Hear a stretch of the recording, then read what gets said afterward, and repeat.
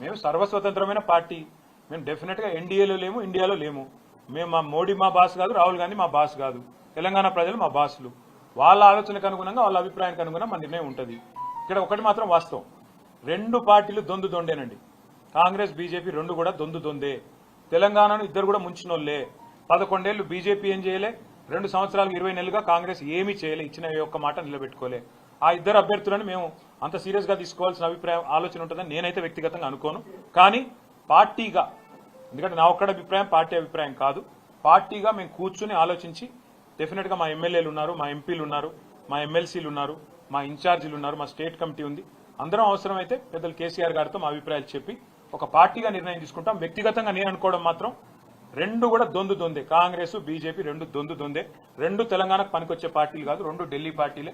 వాటిని పట్టించుకోవాల్సిన అవసరం కానీ, వాటి రాజకీయం గురించి ఆలోచించాల్సిన అవసరం కానీ లేదు అనేది వ్యక్తిగతంగా నా అభిప్రాయం. వ్యక్తిగతంగా